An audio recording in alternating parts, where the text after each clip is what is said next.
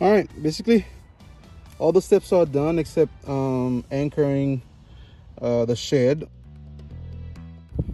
So I'm gonna anchor it, but before that I'm pouring some concrete in there so I can make sure the floor is even and I don't have no grass in there. So that's what I'm doing right now. As you see, I started already. I'm gonna pour down concrete all over, make it even, and then I'm gonna anchor the shed that way. Then you'll get to see the final product. Oh, I'm excited about that.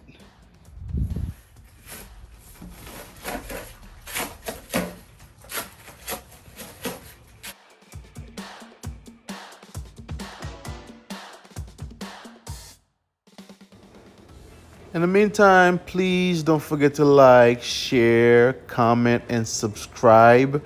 Also, push the notification button. That way you do not miss any of our other videos.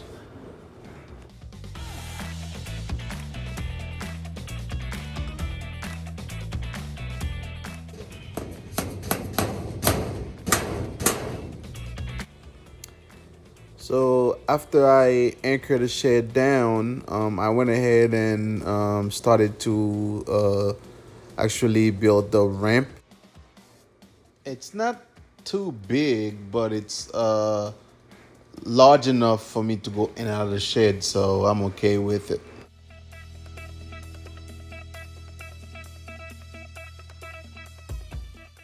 And here it is. This is pretty good. Again, I didn't want to leave any space under by having like a plywood floor.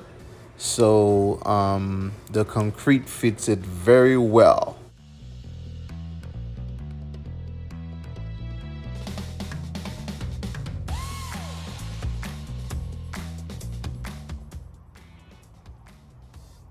So here's the final result. Excuse all those woods right here. Those are just stuff for me to throw away.